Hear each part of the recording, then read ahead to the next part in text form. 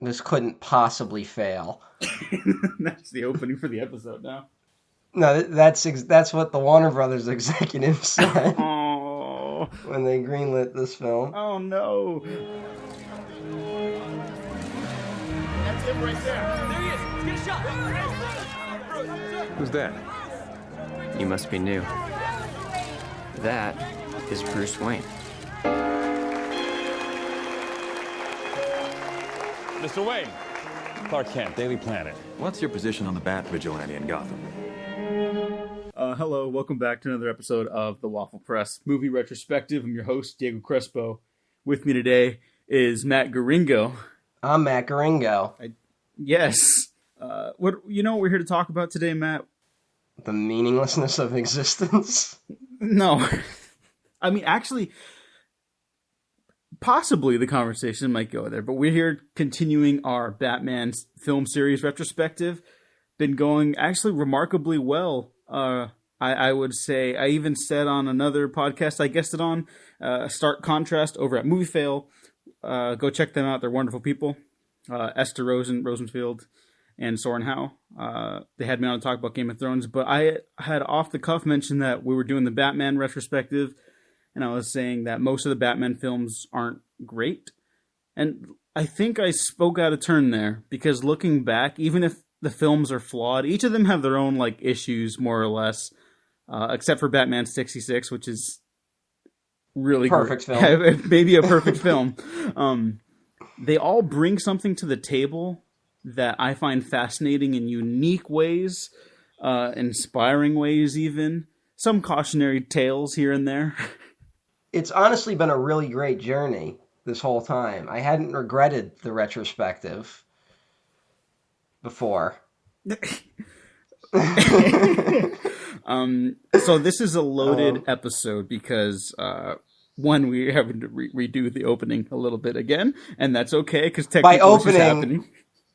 By opening, Diego means about 45 minutes of the podcast. But you know what? No, we're going to get it right. There will be no issues, and it's going to rock.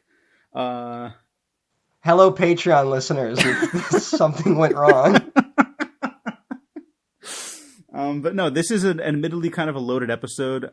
The Dark Knight I had mentioned was a film that I actually felt the most pressure to talk about up to this point. This one has a different kind of pressure, but The Dark Knight just has such a weight to it and an importance, maybe too important for some people, like we also talked about in that episode. But BVS is a different beast entirely, while also kind of covering familiar pop culture status in a weird way. Yes. People love it, people hate it, people fall in between, other people don't even care about it, and other people are still yelling about Lady Ghostbusters. There's a lot of nonsense here. We're gonna try to wade through some of the nonsense. Matt and I have been, I think, pretty open about our stance on Man of Steel, and this is actually not going to be that filled with tangents as far as I'm I hope not, because we have to kind of talk about the filmmaker behind Batman vs. Superman and Zack Snyder, and the history of the film itself, which goes back a little further than we usually do with our history. Yes, but I think this episode will perfectly reflect the nature and structure of the film we're talking about. Actually, if all goes well, yes. Now, you know what? No, because we tend to get our ideas out of the way. We don't cross-cut 50 different ideas at once and then get really, really tedious. We'll hold off on thoughts for the official film up to this point. Let's get into a little bit of the history of the man, Zack Snyder. Do you remember where he came from as a filmmaker? I have no idea. Okay, me neither. You know what? We had this exact same conversation yesterday during the failed recording. Maybe one of us should have Googled something. Shows how much we care. Well, we did. Here's the thing. We did a lot of research on other aspects about the film, just nothing about where he grew up. But I mean, to be fair to us, I don't know where Christopher Nolan came from. He just kind of Yeah, but kept up. but I know he did. I know he started with like Memento and Following and shit like Oh that. yeah. But with it's Zack Snyder, it's just one day he was doing the Dawn of the Dead remake. This isn't like inside baseball or anything. I think it's actually kind of public knowledge. This is why Snyder was handed the keys to the DCEU when they decided to go that route, which, as we will discuss, was not always the route they had intended to go. But Warner Brothers, until recently, really liked working with Zack Snyder. They had a great relationship. Dawn of the Dead wasn't a Warner Brothers film, but with 300, which we will also bring up thoughts on quickly, they loved what he did with the picture. I think even his most ardent The moving picture. yeah, even his most ardent critics will often say, "Hey, like this guy's got an eye though. He's got an eye for the visuals, the stylization. His images are very expressive more than anything." Zack Snyder's very good at telling his cinematographer what to do. Regular cinematographer Larry Fong, who also returned for BVS. We've also not. Did Larry Fong do 300? Larry Fong did do 300. Okay. Larry Fong also, I believe, went to school with JJ. I know more about where Larry Fong came from than Zack Snyder. I apologize. But I'm also a unanimous fan of Larry Fong. If we're talking about a guy most known for his visuals, we should probably give a lot of credit to his cinematographer. Yeah. Generally, they do work together. There's a couple times their schedules didn't line up. Like Fong couldn't do Justice League, so he got someone named Fabian Wagner. Are we sure Fong didn't do Justice League? 100%. He was doing Skull Island. Oh, okay. Oh, that was worth it. He did Skull Island and then Predator back to back. Yeah. Wow, Larry Fong just keeps getting fucked by the studio. Predator was, yeah. Skull Island was just the director. That's... Oh, poor Larry Fong, man. But when it comes to his actual stories, I find that Zack Snyder films do not lend themselves well to matching the visuals with the writing, or at least dialogue. Maybe the writing's stronger on the page than it is when the characters are talking about it. Because I'm a big fan of Dawn of the Dead. That, of course, is a script by James Gunn. We've also not been shy about saying we were a fan of his work, too. And something about that film felt like the perfect storm of talent at the time. For a film that should admittedly not have been attempted, even. Talent, source material, and maybe some restrictions. Because it was maybe a first-time filmmaker on the job. But yeah, that seems to be his best movie. And I'm not even a hater. That's my favorite Zack Snyder film. After that, of course, 300, which hasn't aged that well for me. There are still things I greatly admire about it. But it wasn't like when I was in high school and I saw it and I was just like, oh yeah, fuck yeah, that movie was awesome. There's just blood and violence. Yeah, men. I was surrounded by people like that. I apologize. So it was it was kind of off-putting at the time for me. But I've come to appreciate it on an intellectual level. It's honestly quite funny because it's basically a propaganda film. Like, it's a film about the Greeks just talking about, the Spartans specifically, talking about how awesome they are and how the Persians are literal black monsters. Yeah, there's been criticism about that for the film. And there's criticism, but like, I think it's there for a reason, you know? Oh, no, I actually agree with this take, but I also understand someone still walking away from it and being like, yo. Oh, yeah, well, I mean, yeah. it's satire, but it's also doing exactly what it's doing, you know? Mm-hmm. Like, and I honestly don't know how much of that, because I read the 300 comic, like, years ago, and, like, I know a lot is lifted from it, but I don't know, because, like, Frank Miller turned out to be a genuine right-wing crazy person. Oh, yeah, Frank Miller's, like, insane. And so I don't know how much of the kind of the jokey, the playful nature of 300 is a Zack Snyder invention or from the page. I rewatched it a little while back, and I forgot there was a fucking rape scene in it, Yeah. which is basically the moment I turned on the film. So I don't really enjoy watching it, but I think it's an interesting film. And that eventually also got him the gig for Watchmen, which he was very passionate about. Who wouldn't be? Yeah. And Watchmen's a weird film because it's kind of the perfect adaptation, and the film does not need to be a perfect adaptation. Like, if you're going to adapt Watchmen, Watchmen is a story in a comic that uses everything in its comic book tool belt to tell its story as a comic book, primarily and foremost. Whereas Watchmen, the film, in another adaptation, because I think it will be made into a movie eventually again. Of course, we're seeing the HBO series come out later this year, 2019. I think if it's going to be a film again, it needs to like take cues from more cinematic history than comic book history and structure and form. No one is smart enough to do that. You know what? I think someone could do it someday. No. No. No. By the time someone would be smart enough to do it and have the power, Watchmen will be too dated. I was going to say we'll all be dead, but okay. Well, there's that, but I think we're crossing the threshold of when Watchmen's politics were super relevant. It'll always be an important part of comic book history, but it was designed to kind of kill superhero comics, and it failed miserably and actually led to a renaissance. So we kind of we need a different thing now.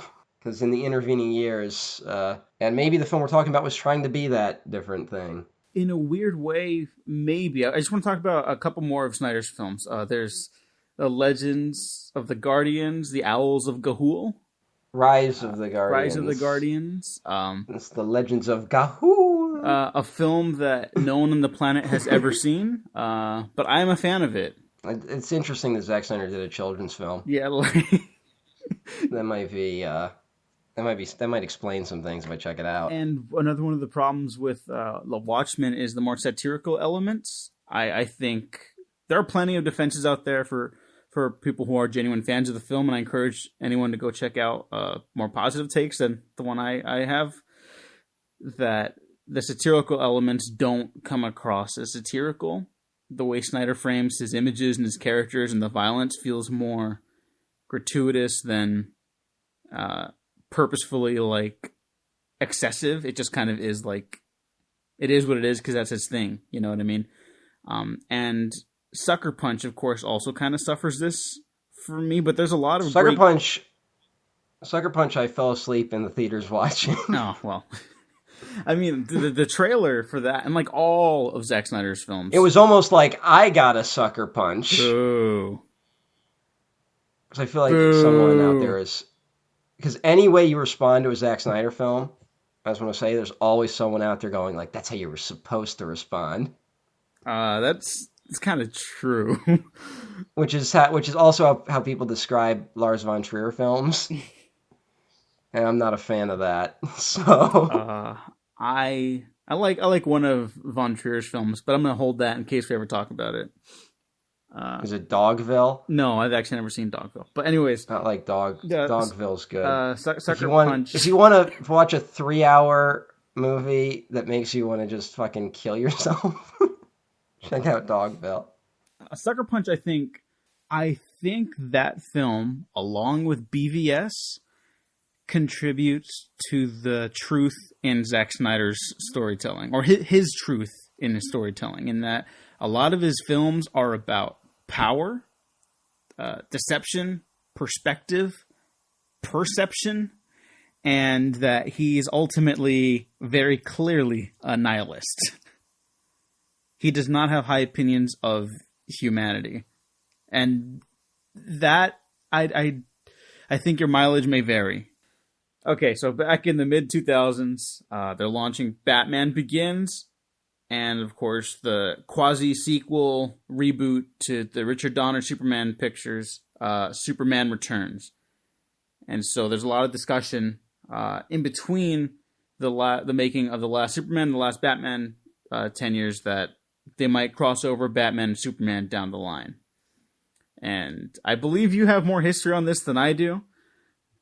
But Well, the idea of a Batman versus Superman movie has been around since like the 90s. Like, it was always one of those ideas kind of getting tossed in. Honestly, the weirdest thing about this film for me is that if you know the production history of like all the unmade Batman and Superman films, there's like so many elements from those that were like dumped into this film. It was like they had a file somewhere. And like, oh, here's all the ideas we haven't done yet. And they're like, cool, let's just do it all at once.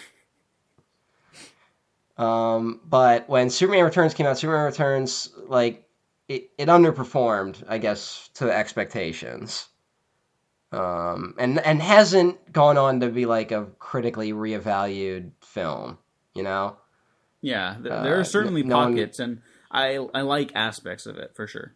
I definitely like parts of it, but it really does not work as a film. And is only aged more horribly. Yeah, sometimes because of the filmmaker themselves. Sometimes because of outside circumstances. Which I guess is something that we should say about Zack Snyder, is that, like, no matter what you think about his films, he hasn't really done anything that's, like, truly scumbaggy. Yeah, no, I take issue with some of the way he treats or encourages lesser aspects of his fan base. That Yeah, but no one understands that. no, but he's clearly like stoking fires, and it's like, okay, man. We can talk take a step about, back. we'll get into how Zack Snyder views the world. Oh, well, there's we'll get definitely into that. yeah. Because it's a big part of it. But so Superman Returns underperforms. They also tried to make Justice League Mortal, the George Miller Justice League film. Which that's such a weird thing to me, because they literally like pulled the plug like days away from principal photography. Like they had even done like some test shooting, you know, and like second unit stuff. And they just pulled the plug, which is just crazy to think about. It was the Nolan trilogy that basically kind of nixed that. Yeah, but it's in the way too. But even then, it's like it felt like even leading up to it, no one really believed in it. You know? Yeah. Like it was such a weird. Like, can you imagine they were making? You know what though? It's not that weird when we think about it now. Like now that we know how Warner Brothers operates, it's not as weird. And they were way better back then. So like. Yeah, but this is when that tide starts to turn. Like this is post Lord of the Rings, post Matrix, post the first few Harry Potter films. And this is when like they start going into the fucking trying to make the Hobbit movies, which turn into a disaster. And they kind of just got, the thing that was good for them at this time was the Dark Knight trilogy, which was a monster hit. And they almost immediately go, we just want to do the Dark Knight over and over again. So they, you know, I mean, even they produced those James Bond films. They definitely started taking cues from the Batman films, and they start going, we're going to reboot Superman and do it like the Dark Knight. And the title Man of Steel was around from the Superman Returns era. Like that was the idea, was that it was going to be Batman Begins, Superman Returns, The Dark Knight, The Man of Steel. Like, that was going to be a thing. And then they just kept the title for the next projects. It's a good title. I mean, well, it really is to try and be like, this is the weighty superhero film.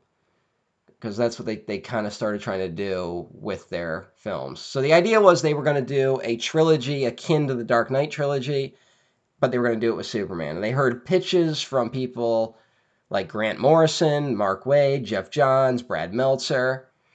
Mark Millar and Matthew Vaughn pitched an 8-hour epic trilogy, which they compared to The Lord of the Rings and The Godfather. But I mean, who the fuck wouldn't compare their trilogy to those two things? And it's described as chronicling the entire life of Superman from the early days of Krypton to the final days where Superman loses his powers as the sun starts to go supernova.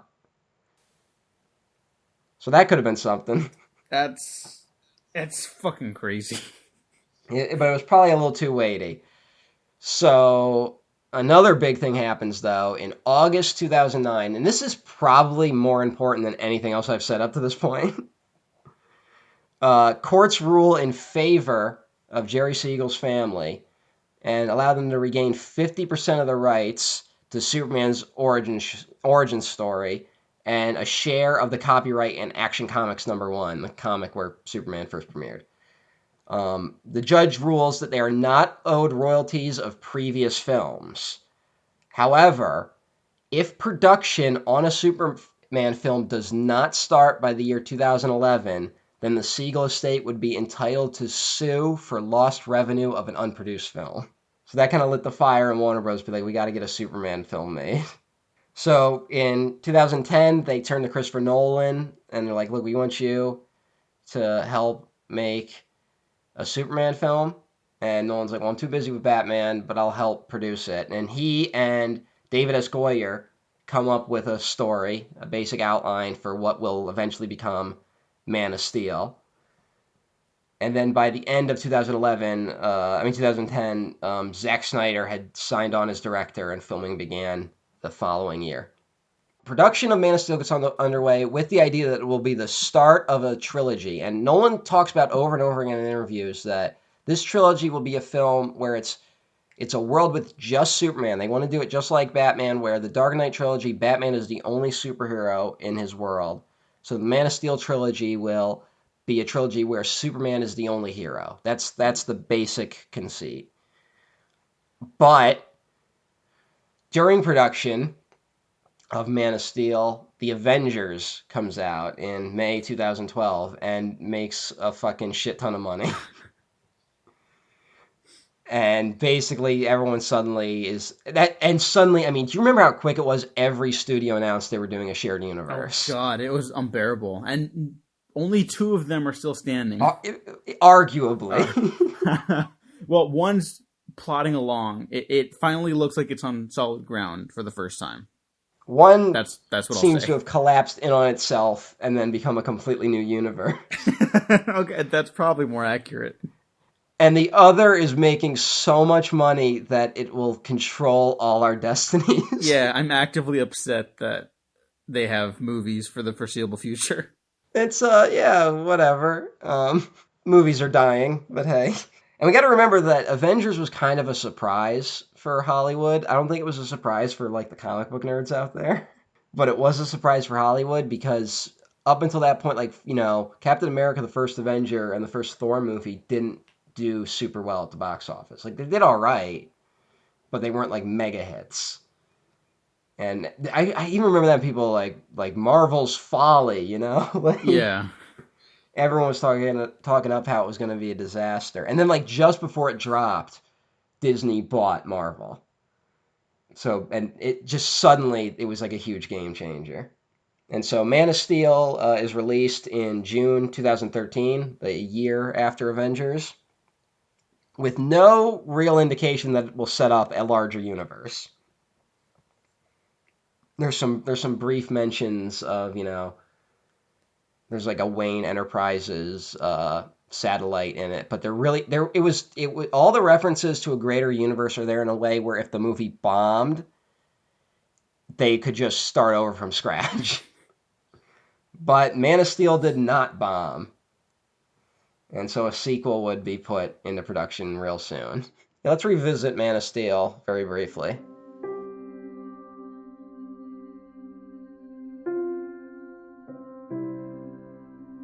Goodbye, my son. Our hopes and dreams travel with you. He'll be an outcast. I'll kill him. How? He'll be a god to them. Let's just say Man of Steel was a divisive film. And I was hard on it then, and I still do not like the film.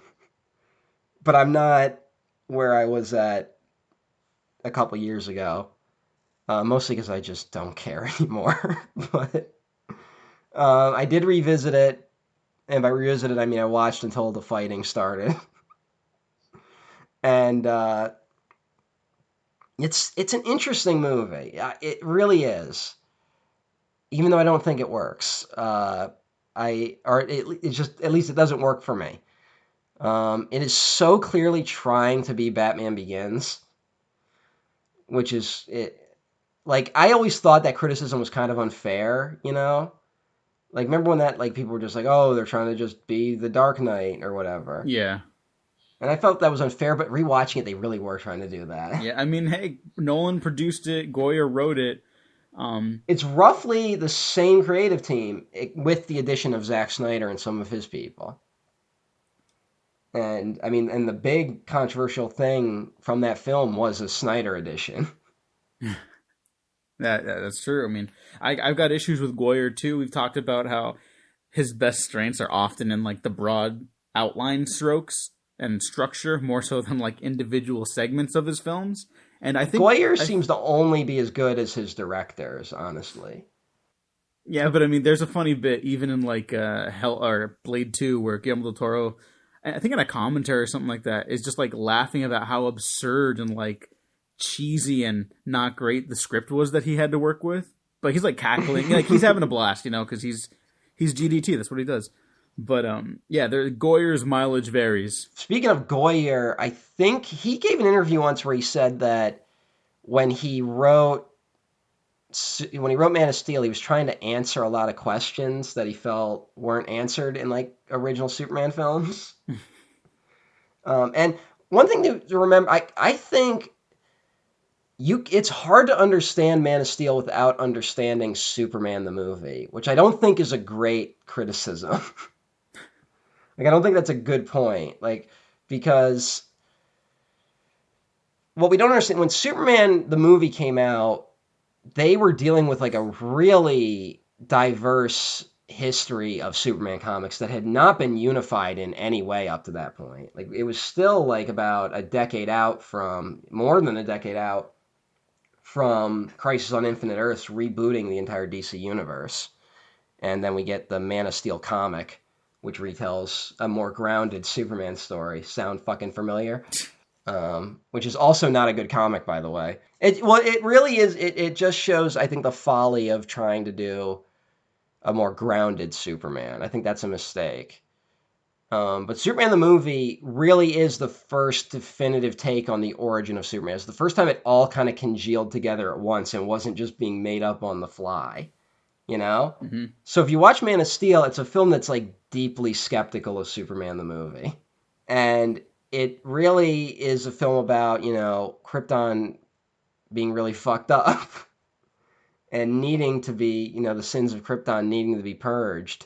Like, why were they watching Earth? And Man of Steel heavily implies that they were watching Earth because they were going to terraform it at some point.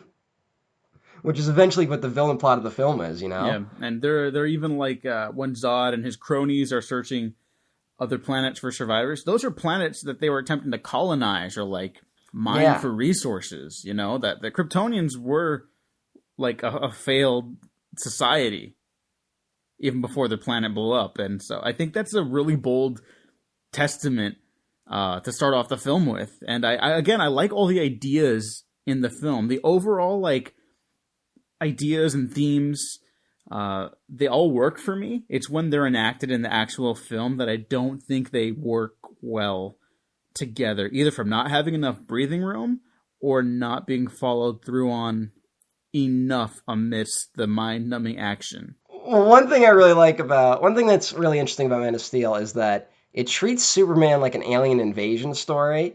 And not in a Independence Day type of way. There's a lot of alien invasion stories which are really bad, which aliens just kind of come to Earth and they're like, we want your fucking gold or some bullshit. And they start blowing things up, and it's so stupid because any alien race that could travel that far wouldn't even have to enter our atmosphere to like destroy us. You know? But if we go back to the OG alien invasion story, the War of the Worlds, we find a lot of similarities between the original War of the Worlds and the movie Man of Steel. One thing the movie versions of Man of Steel of War of the Worlds have never really gotten is that the Martians are from a dying planet. That the Martians, which they aren't even explicitly Martians in Spielberg's War of the Worlds. But the planet Mars is dying. It is a desolate planet. Life began on Mars way before us, and so was allowed to evolve over a longer time. And due to the entropy of the universe, it's dying. So the Martians are coming to Earth because their planet is dying. And, it's a commentary on like imperialism and colonialism. But in H.G. Wells's mind, the Martians of his story were basically what he thought humanity would end up like. And it's really the Martians invading Earth. The Martians are us, is basically it. And their tragedy is our tragedy. And the book kind of gives a hope that maybe the Martians dying will teach us a lesson that will help us in the future. But it's left ambiguous. And based on H.G. Wells' other writing, he was kind of pessimistic, especially towards the end. Which I guess I would be too if I predicted that there would be world wars and then a world war happened. Yeah. But you could say the same thing about the Kryptonians and Superman in Man of Steel, because Superman is kind of like an idealized human being. And the Kryptonians could be what humanity is building towards. So their tragedy is ultimately our tragedy. And that's really fascinating. Then the movie happens. And it's, again, I find it interesting to talk about it. I do not enjoy watching it. I get a headache watching it. During the last action set piece in particular, I find During the last action, and there's so much just like, what I'm talking about maybe makes up about 10 minutes of the film. The rest is just this plotting, just nonsense. But this isn't like a, well, you know what? No, it is legitimate criticism because it's trying to be thoughtful and like this deep, resonant story of an immigrant coming to Earth, and I think we need stories like that right now. But then, like every 5 to 10 minutes, there's like a big crash or like explosion or boom, and it's like it's so much. Just please. I disagree. There Really? isn't enough crash and boom. No, fucking asshole. But no, seriously, it's the crashing and booming of that movie is so isolated from its like weightier moments. Mm-hmm. That's what the problem is. It doesn't know how to marry the two ideas. So like, you know there's what? not Yeah, like I would completely agree with that. Actually, when in the Superman second is half. punching Zod in the face, there's nothing there. You're just watching violence, and it's not very interesting. I think where it also turned off a lot more hardcore Superman fans was that Superman kills Zod in the end. Mm-hmm. And here's my thing on that. I don't think you and I have ever really discussed this. Even yesterday, I think we kind of barely touched upon it. I'm okay with Superman killing Zod. I'm not okay with the way the film handles it for a couple of reasons really quick, and then we can start moving into the next part of the discussion. The film doesn't make Superman's no-kill rule like an active thing throughout its like runtime. It just becomes a big deal when Zod's trying to burn a family after they've already leveled like a mile-long section of Metropolis. I mean, obviously, yeah, Superman should save that family that's in harm's way, but it's just, the framing of that is so odd because already so much death and destruction has occurred around him. He even jumps out of like the way of an exploding truck at one point, and then it hits a building behind him and it blows up. So it's just weird. It's really weird that they frame these like heroic attempts as something tragic. I'm not even saying Superman has to have a connection to humanity, but there needs to be more humanity in that movie. That's really all it is. Like, if you want to do a movie where it's like it's basically two gods fighting, and that it's the indifference to man's perils in the fight, that could be interesting. If Superman's very like, just his powerfulness makes him disconnected from humanity, which is always kind of a thing that gets played with. But there's just isn't enough humanity. The only humanity we really get in the film is Lois Lane and the military. And Lois Lane is also kind of just the military, except a woman constantly trying to shed her femaleness. Oh god, some of the dialogue. Poor Amy Adams. She's such a talent, and she just gets like nothing to play with in these. Just all right, not to jump ahead to the fucking movie, but why did they bother repeating the fucking Lois Lane should have a measuring dick line thing? I don't know. Like, what is that? And It's why do that? Twice? Why do the same it's thing? the attempt to show her as tough. And I'll say this: the writing does not support her well, but Amy Adams, I think, is a really good Lois Lane. It's so tragic watching how committed she is. She's so committed to the worst dialogue I've ever heard. Amy Adams and even Henry Cavill. I'm a Henry Cavill fan. I don't think he gets enough to play with either. He seems a little lost at times, but that might not be his fault. Yeah. Also, one of the few romantic pairings in movie history where the woman is actually older than the man. So Hey, good that's something. job. Yeah. Hey, there you go. There's something. And the problem with the humanity being tied intrinsically to the military on Lois Lane does come into play in BVS, and I think it's a retroactive, like one of those sequels where they go, "Hey, we meant to do that," because the film definitely plays with that aspect of it. There's a lot of that in Batman v Superman. So David Goyer, the writer of or on the Dark Knight trilogy and Man of Steel, was tapped to do Batman versus Superman once Zack Snyder and his creative team had decided that Batman would be the antagonist. Yes, that And was apparently that came out of a meeting where they couldn't figure out who the opponent should be. yeah, they wanted to bring Superman more down to earth after having him fight essentially another god, because that's what they referred to Superman as continuously. They wanted to have him fight another human being, and so Lex Luthor was obviously in the discussion, but when they said Batman, Zack Snyder was insistent that nobody could And another put that back in the comparison, box. another comparison to the Dark Knight trilogy is that they save the well-known villain for the second film. You know?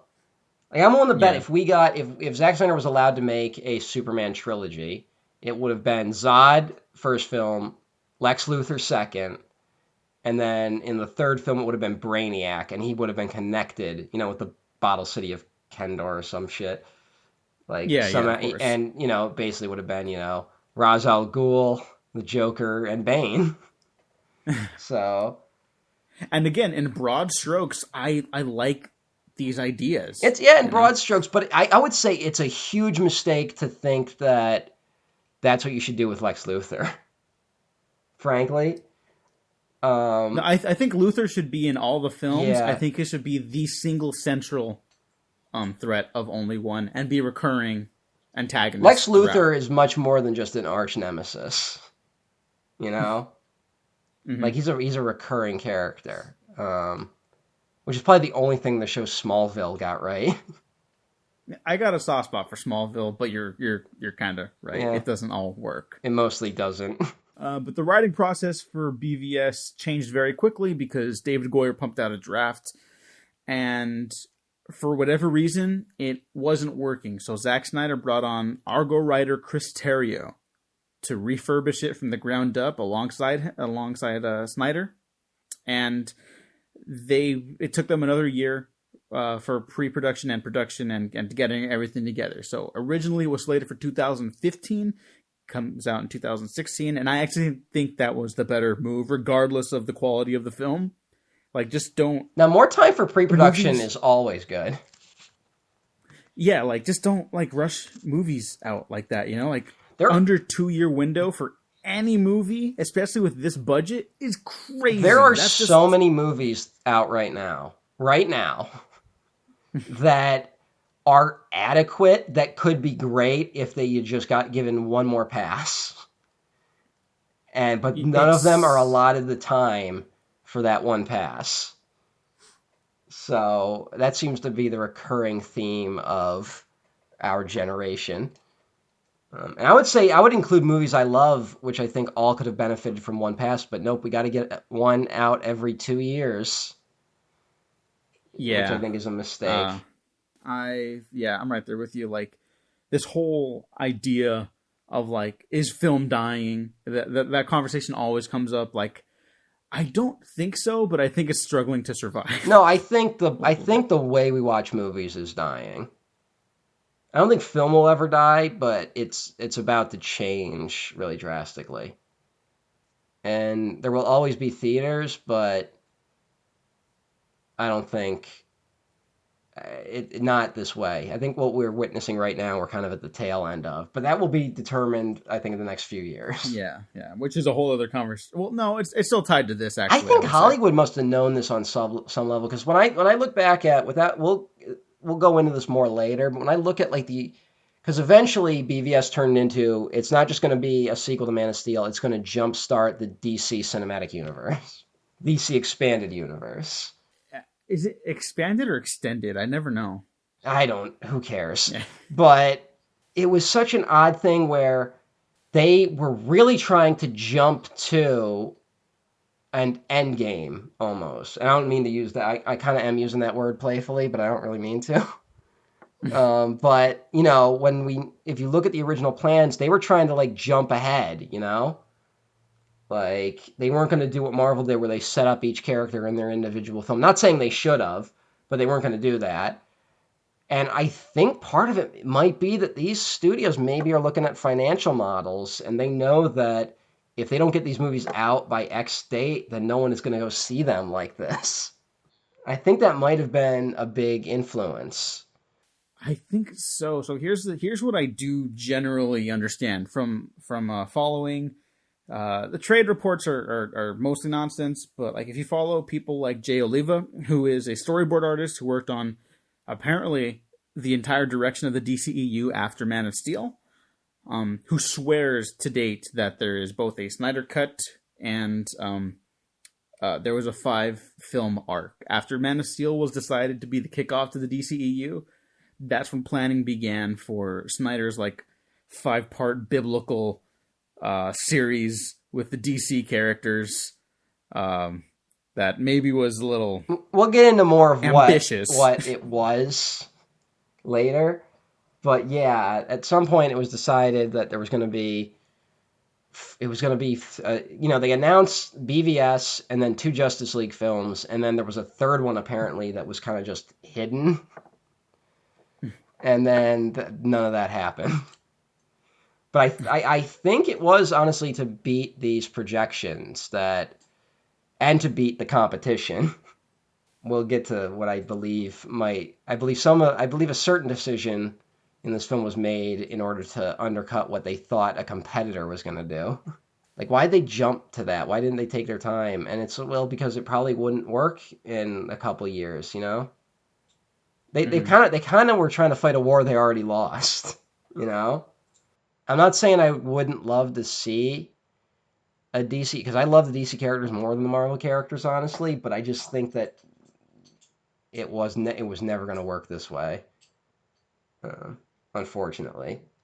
And the crazy thing is that it's not like Snyder was making this up to executives as he went along. Like, yeah, that's the really crazy thing, is that this isn't a movie. This isn't a situation where it's like just bumbling idiocy, or like a studio. Like this isn't even just it's a director super committed and working really hard with some really talented people. And probably the more important element, which is a studio that is nothing but supportive. You know? Like, that just doesn't happen. And this is what we get. It's crazy. It's such a rare beast in that way. There was one big shift that I think started to dissolve the Snyder-Warner Brothers relationship, and that's when they brought on Kevin Tsujihara, who has since been let go for activities. And that might not even be...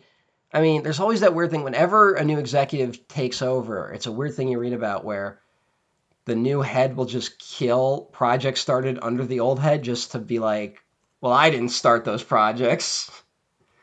Like, it's so weird. Hollywood sucks, man. It does, and that is... We'll have to get back to that after the BVS part of this discussion, finally, because that's mostly for that. But that's where there's a huge shift in where these movies were going and where they've ended up.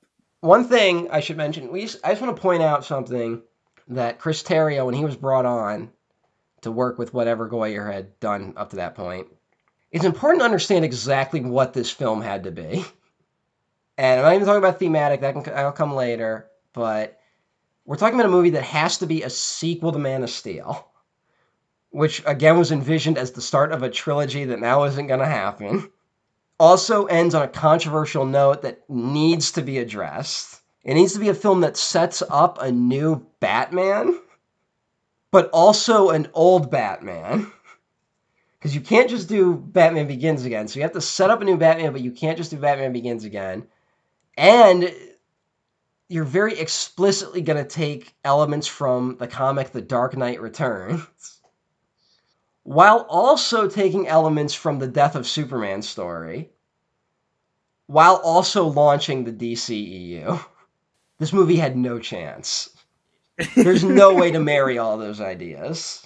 That's what, honestly, because I did not see this in theaters, what turned me off was that not, like, knowing that. Like, watching the trailers, I just said, this will have to be the greatest film ever made to work.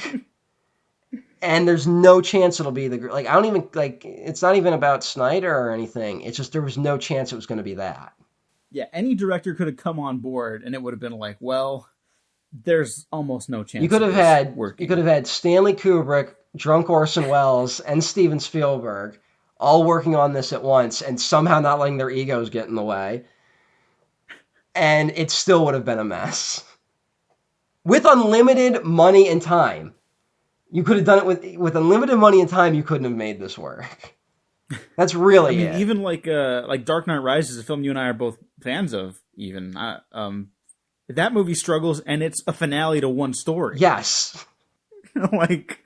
That's just... And that was the last appearance of Batman prior to this, in live action. It's...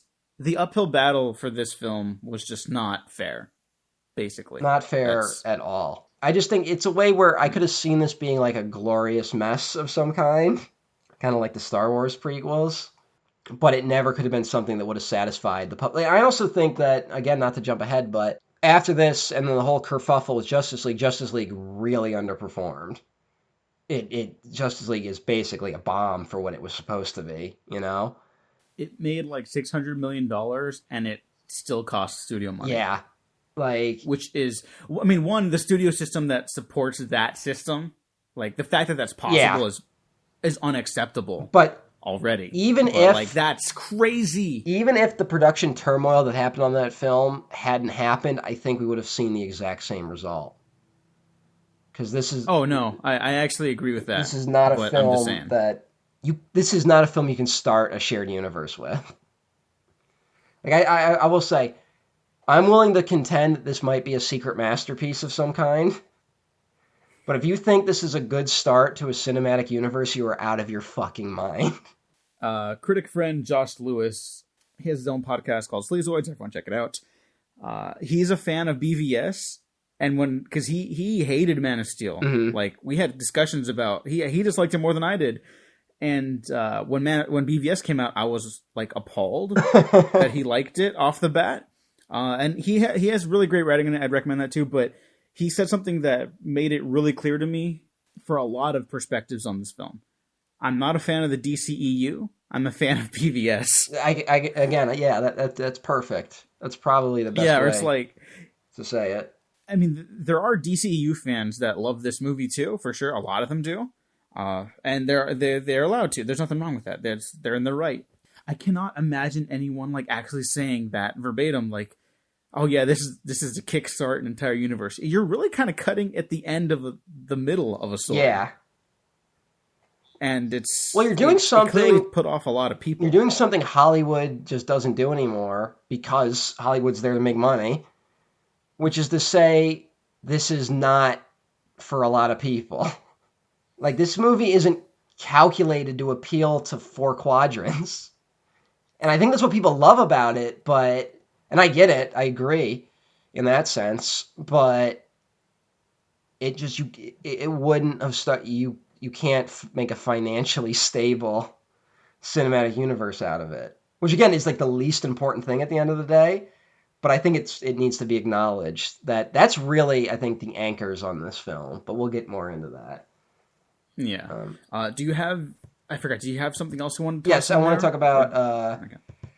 Chris Terrio, Okay.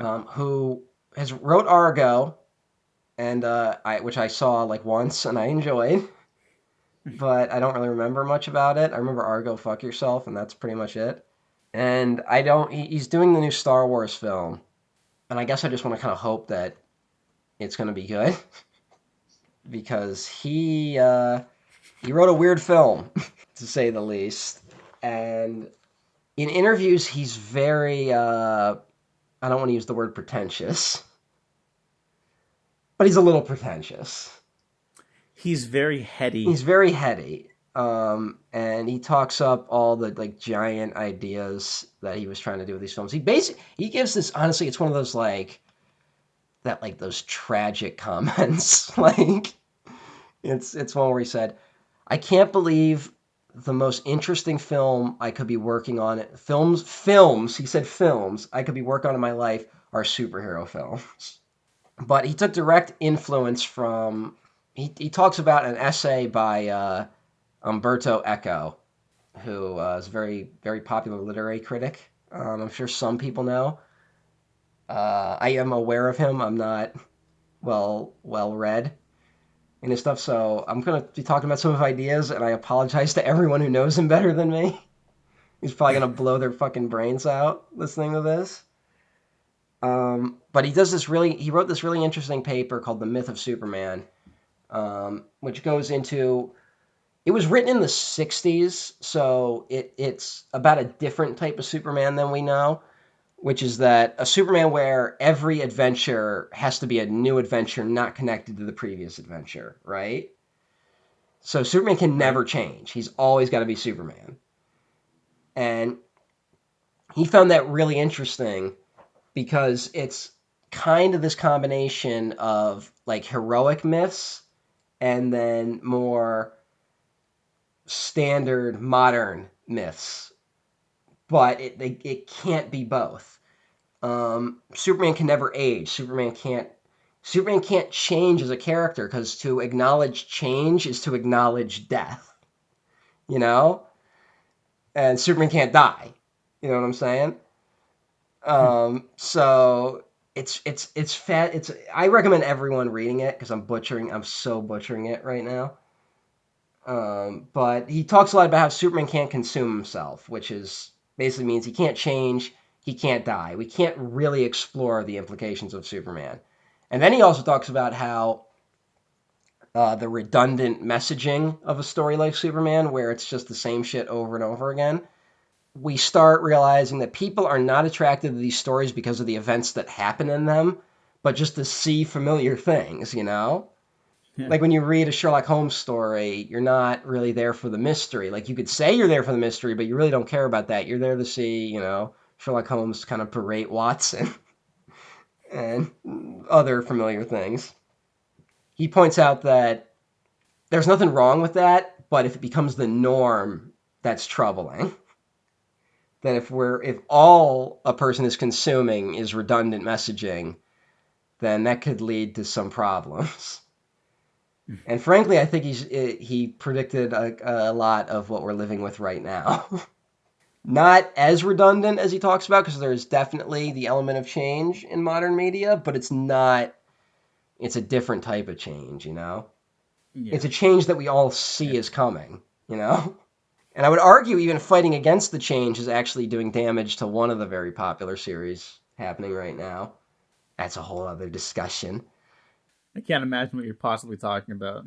But I should mention that one of the many things discussed in that essay is basically that Superman can't be Superman, He can't really do what a Superman would come here to do, because that would, for one, it would break the world, essentially, and it would make us realize that, the world collapses and dies at the end of the day.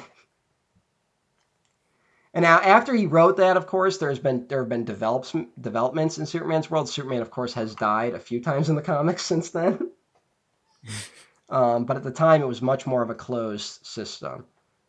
And I think this film, more than anything else, was trying to hit on the notion of consequence and change and the dangers of trying to ignore the idea of consequence and change.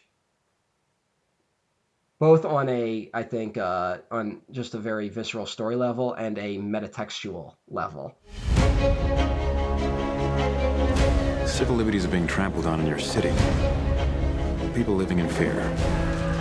He thinks he's above the law. The Daily Planet criticizing those who think they're above the law is a little hypocritical, wouldn't you say? Considering every time your hero saves a cat out of a tree, you read a puff-piece editorial about an alien who could burn the whole place down. Most of the world doesn't share your opinion, Mr. Wayne. Maybe it's Gotham City and me. We just have a bad history with freaks dressed like clowns. After everything, it's finally time to talk about the movie.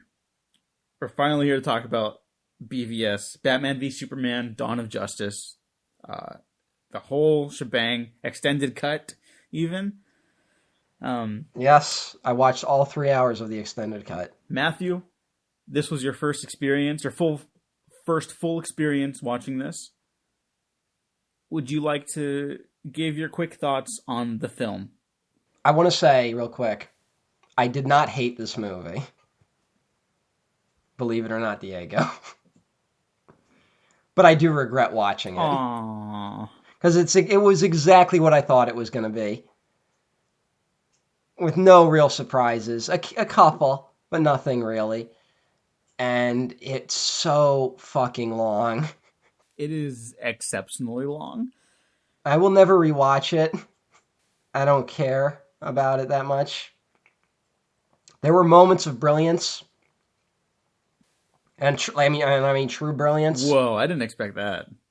That was refreshing. I would say there's about 20 minutes of brilliance in this film, and then the rest is not brilliant. Aww. But I get why people like it, but I'm not one of those people. I've heard it described as very... I think Jay Baruchel, actually, is a fan of this film. And he had said that, he knows it's, not a popular opinion, but he considers it to be, one of those weird, indie art house films that just happens to have, one of the biggest budgets ever. And I don't know if I fully agree with that, but I do kind of see what he's saying. And we kind of brought it up earlier, too, where it's very specific. No, it is. It definitely is like one of those indie art house films that gets a lot of press, and then you see it, and then it takes about 10 years for people to realize, oh no, that was kind of bad. Aww. No, it took me 30 minutes into Me, Earl, and the Dying Girl to realize, oh, I hate this. So, but there's that brand of indie film where it takes people a while to realize that it's more indicative of problems of its era. Yeah. I am a fan of Batman v Superman. Of course you fucking are. Not all of it works. Get people hating it, get people loving it. There's definitely stuff that just does not work for me. But I think I wouldn't even say its heart's in the right place, admittedly, but I think Zack Snyder and I have different opinions on hearts. I'm fascinated by this movie. Not all of it is intentional, but I'm fascinated by the history, like we went over. I'm fascinated by the ideas, whether or not some of them are more intentional than others. I do not regret watching this film. And yet, there is so much of it that I just have trouble getting on board with, too. I think the principal problem for me is still Superman. Yeah, I think if there's a spot in this film that I guess we'll get more into it, but Superman's the biggest letdown of this film. I don't think they thought Superman out very well. There's so much happening for Batman. There's simultaneously Lex Luthor. Too much thinking about Superman and not enough. Well, here's the thing. Zack Snyder, when the film initially was released, he had said that there are two main characters. There's three main characters in the film. There's Superman, there's Batman, and then the third one he considered to be the main character is the media. because the film is very much about like perception and perspective. Oh no, Yeah. really? Oh no. Batman v Superman, Dawn of Fake News. Oh God, my kingdom for something that does not reference fake news whenever there's journalism shit involved anymore.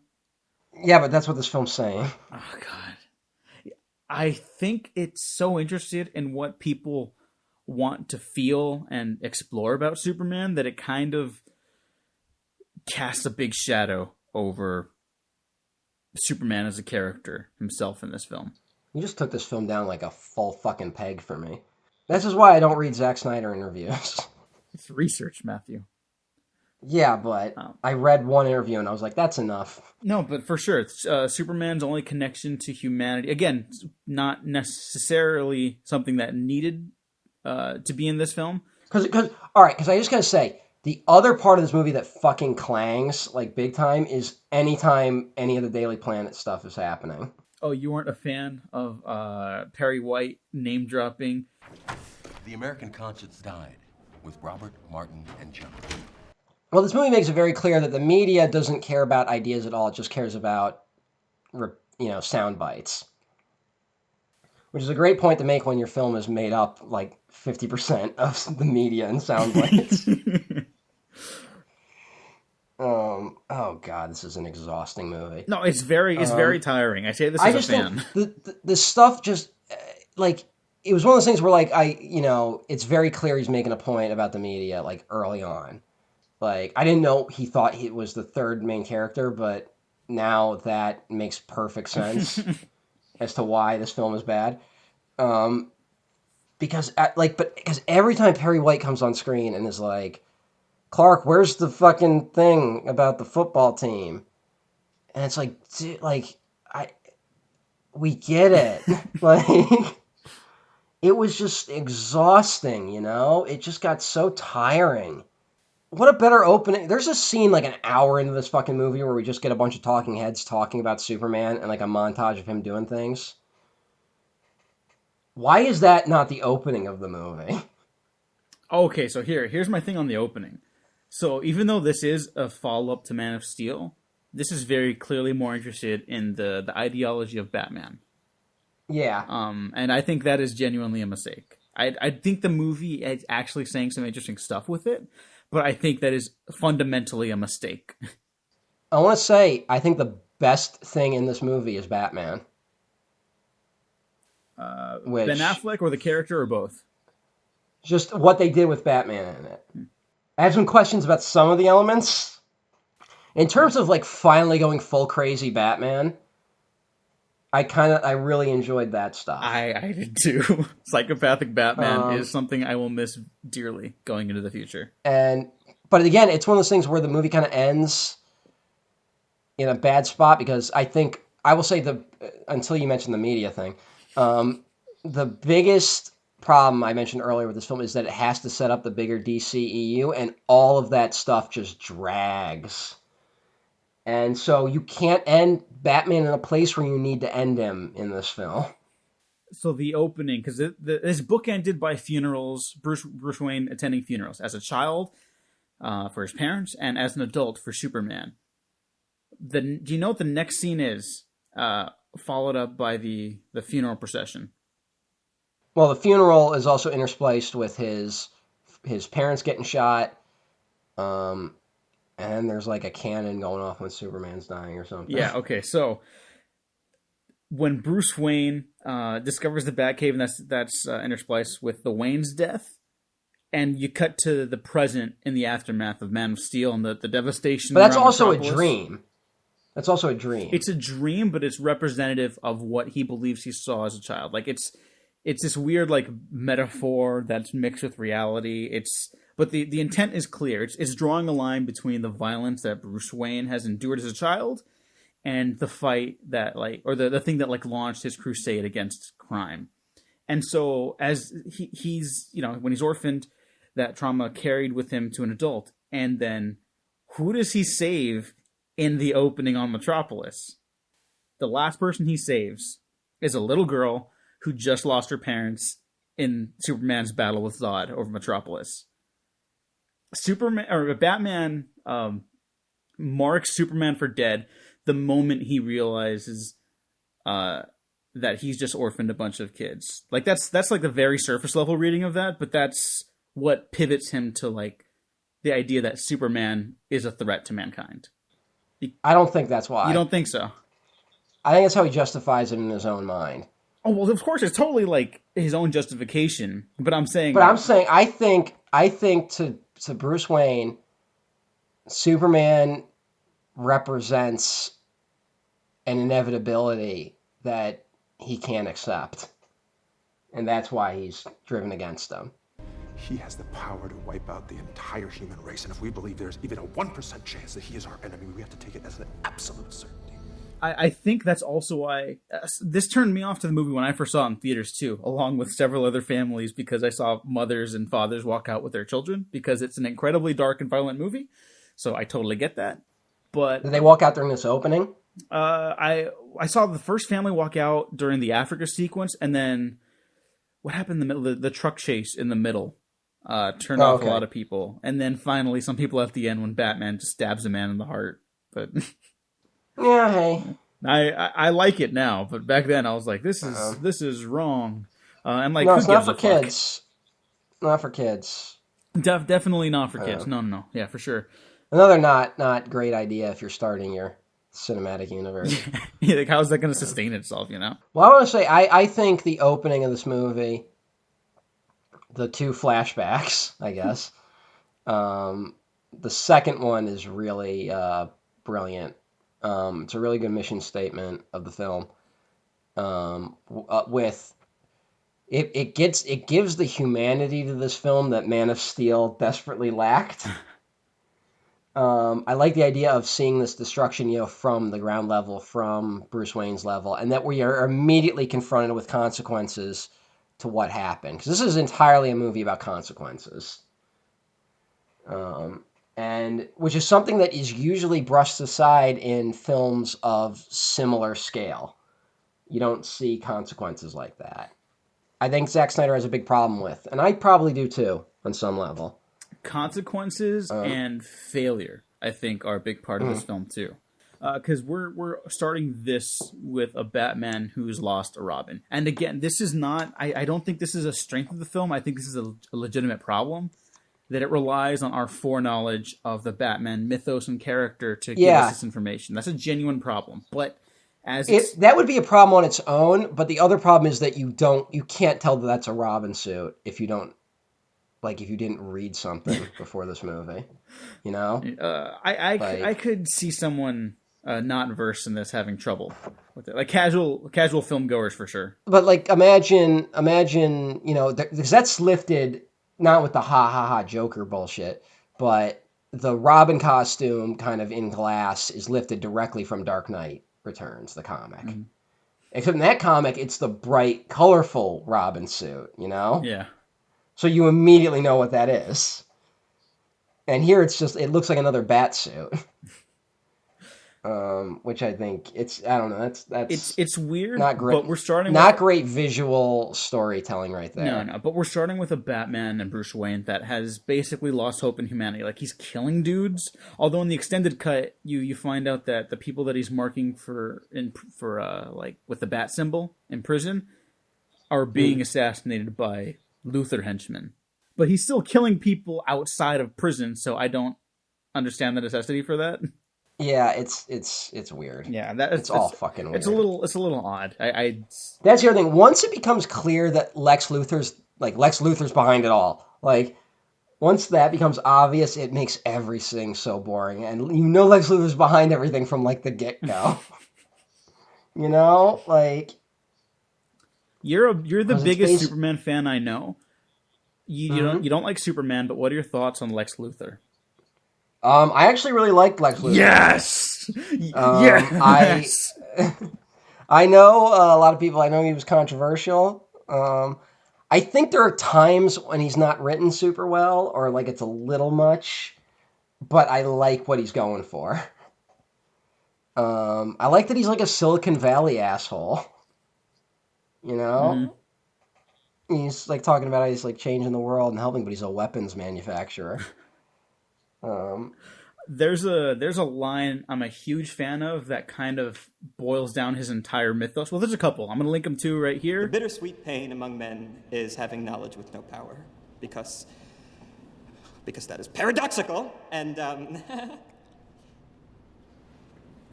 thank you for coming. Clark, Joseph, Kent. See, what we call God depends upon our tribe, Clark Joe. Because God is tribal. God takes sides. No man in the sky intervened when I was a boy to deliver me from Daddy's fist and abominations. I figured out way back. If God is all-powerful, he cannot be all good. And if he is all good, then he cannot be all-powerful. And neither can you be. They need to see the fraud you are. With their eyes.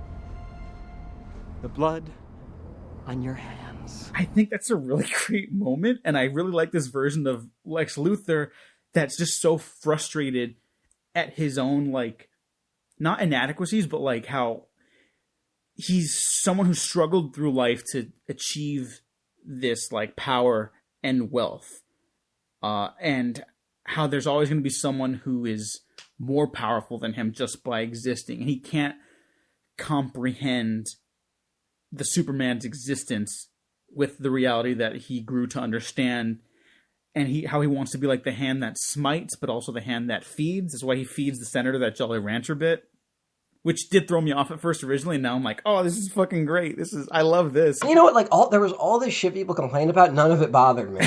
Like, all the weird stuff, I was like, I get it. No, it's just like it's a huge mess, and not all of it works, and it's very nihilistic and so cynical to the point where it does try to reach an optimistic conclusion. I don't think it earned it, but I do think that final moment works, which we will get back to, because there's some more stuff we got to talk about, I think. You'll have to remind me, because I definitely zoned out by the end of this movie. Okay.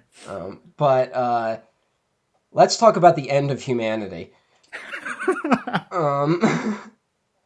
Well, all right. Because to me, I think what they were trying to do with Lex Luthor, who is actually the third main character of this film. Fuck that media shit. I mean, I get it, but Metal Gear Solid did it better. Which I think I'm the only person to ever say about anything. Batman and Lex Luthor cannot grapple with the fact that Superman is here to destroy capitalism. That's really what it is. Superman represents an inevitability that doesn't just... It's not even a thought experiment. It doesn't even require him coming to Earth, like our Earth, for this to happen. We're rapidly approaching an era where how we live our lives will just be incompatible with capitalism, right? It's coming soon if you're not paying attention. That's just where automation is going. It's where resources are going. And that kind of should be a good thing, you know? Mm-hmm. I think the weirdest thing about this century, is that there's like two obvious choices in front of us. One is a free and open society, a new world where we are not bound by the constraints of today, where it won't require money, it won't require like resources, will be plentiful. We just got to go a little further with technology and energy, and we can get to it. And then the other is certain death in the form of encroaching global warming. But to go to the good ending, we have to get all the billionaires to stop being billionaires. And what we're learning is the billionaires are choosing death. And that is what both Lex Luthor and Batman are doing in this film. I love this take. That's what I got out of it. The problem is that Superman is just super boring in this movie. There are genuine issues with him, but I do want to say there's a moment I love that is not earned, but I love it regardless, where after the explosion at the Capitol, and he flees to a mountain to to find headspace or something. It's very unclear. I don't think that idea works. But oh god, I definitely wasn't paying attention when that happened. That was at the moment when I texted you and I said, I'm done. Like, I saw Kevin Costner and I was just like, fuck this. I didn't like any of the Kevin Costner stuff in Man of Steel. It's all jibber jabber. That's really great in a trailer. That still makes me emotional. Does nothing for me in the movie. It's a shame because Kevin Costner is really selling it. Yeah, Kevin Costner is not the problem for sure. And his moment here with Clark, he's telling him the story about how they solved one problem at their farm and it caused problems for another farm down the way, and they saved their horses, but it cost the other farm their horses and stuff like that. And I think that's nonsense, but it's just this moment between a man and his father who's no longer with them. He always used to go to him for guidance. Again, something that I'm filling in the blanks here because Man of Steel did not work for me, but I thought it was really touching and kind of That's sad. the thing. This movie has all this stuff with Superman where it's like everyone loves him. Well, a lot of people love him, and he had this great relationship with his father. And he has difficulty grasping with the consequences of his actions, which is stuff that is like never established. Yeah, that's really the big problem. I think if all this stuff was established, it would at least work better for everyone, myself included. And again, fan. I really like the part when Kevin Costner took off his mask and revealed a robot face and said, "You want to protect the world, but you don't want it to change." I thought we weren't going to talk about those movies during this one. Well, no, we can talk about events that happen in those movies. I'm just not going to give an opinion on that. Okay. But there's some similarities. And yes, there are. This is the one time. This is what I have to bring up because I think it's a very important point. Something that doesn't separate Marvel and DC fans, but I think gives two movies in their overs a very distinct reaction from the audience. BVS is DC's Age of Ultron. No, that is definitely true. Okay. I would agree with that 100%. There are people that have brought that up before. I'm not a genius, but both films challenge the status quo or attempt to challenge the status quo in dialogue to talk about quality or opinions on it. I'm just saying that they have very clear intentions to bring up issues that the characters have with their world or the world has with their characters. And they're both wrestling. What? I just every time we talk about it, but go ahead. No, I'm going to be good this time. Okay. But they are both wrestling with, like, trying to tell an actual story and having to support a cinematic universe. Yes, that is very true. And both fall to similar fates. In terms of reception, for sure. I'm just saying it's there's a reason why you like it and I don't. Yeah. Oh yeah. BVS. No, definitely.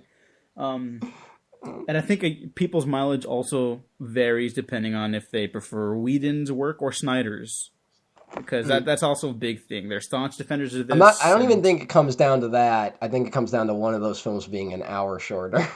But yeah, the big thing here is just that Superman doesn't really work in the sequel to his own movie, and I think if that fit for me, I would be an even bigger fan of this. I would actively defend it. If Superman, here's I think the problem.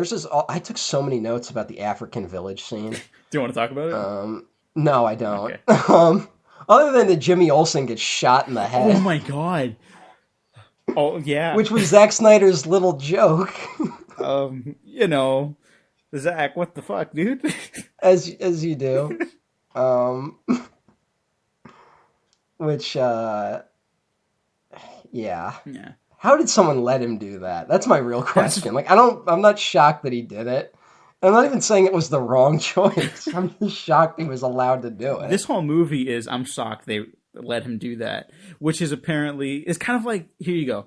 Along with Age of Ultron, this is Zack Snyder's Batman Returns, because after this movie came out, the producers were like, whoa. Wouldn't it have been amazing if they got Joel Schumacher to do Justice League? Oh, God, yeah. I'm all about that. I wanted him to do Infinity War. Who's the modern Joel Schumacher? I don't know. We don't have enough queer directors. Yeah, who's flamboyantly gay but also an incompetent boob? Boo. I'm just saying. Oh God, I don't know. If you're here's the best life advice you're ever going to get. If you're an incompetent boob, lean into the gay. You'll make a beautiful life. Oh my God. But there's this whole scene with this fucking African village, this African warlord, and there's stuff about the United States, which kind of got me thinking, like, maybe Superman's meant to represent the United States, because the guy's talking about, like, men of power don't follow the rules, they make their own, and then the U.S. government breaks the rules that were established, that they even professed about the Civil War, right? Mm-hmm. Which is also a fake news moment. But there's a scene where the guy takes Lois Lane hostage and Superman comes flying in. And there's a lot of ways Superman could solve that situation. And the way he does, I think, indicates that Zack Snyder doesn't get Superman. I stand by that take. I don't think Snyder understands Superman. I don't think he understands. Well, generally... you know what? It's not even. I don't even want to say he doesn't understand Superman, because that's always like, it feels like a nerd kind of being like, I've read 30,000 comics, I know what's right. But to me, it really comes down to that. Zack Snyder, he talked up every interview that I read, which was one, but he repeated it over and over again in this interview. He was talking about how he wanted to bring realism to Superman. And his definition of realism seems to be consequences. And his idea of consequences only seems to surround violence and destruction. He doesn't seem to understand expressing consequences in another way, Mm-hmm. Not to bring another Ultron comparison, but there's a scene in Age of Ultron where Hawkeye is injured, right? Yeah. And they spray him with that stuff that, like, heals him instantly. Well, it doesn't. They have to take him back to the lab. It's a whole thing. But yeah, but it's still, it helps him. Yeah. And it's quicker than any fucking surgery that one could have. The existence of that would change the world. And that film doesn't acknowledge that. That's another way you can explore positive consequences. And you can even explore the negative side of positive consequences, which I think this film tries to do, which is like with this whole thing where, like, Superman's like, oh, I'm trying to help, but it's causing more problems. But we don't really get the side of him helping too much. We get one shot of him saving people from a burning building during Day of the Dead in Mexico City or something like that, and I hate that shot. Because it just turns Mexicans into, like, some nebulous form that's, like, hanging their hands over him. Like, I hate that. I fuck everyone with that. I'm sorry. What was with Warner Brothers in that time using Day of the Dead imagery? I have no idea. What else did they do? Because they did it in this and Spectre. Spectre was Warner Brothers? Yeah, they do. Don't they do the James Bond films? I don't even know. I thought it was Sony. Who the fuck does James Bond? I thought Warner Brothers did, like, MGM owns it, but I think Warner Brothers owns the MGM's holding. Oh, I don't know. But I actually like the use of it in Spectre. I hate the use of it here, because it's not a point of, like, anything. It's just like, here's some fancy imagery. You know what? There's definitely meaning to it, but it's not worth going into. Well, he's trying to be like, oh, Superman's surrounded by the dead, even when he's, like, saving or, like, doing good, like, this is all that he sees around him or something like that. And it's like, that's not what Day of the Dead's about. It's gross and exploitative to me. So I cannot abide that one. What about Coco? Coco I really like. I was surprised by how much I like that one, because that was a big concern for me going into. There's issues I brought up for sure. I just brought up Coco to myself and I started crying.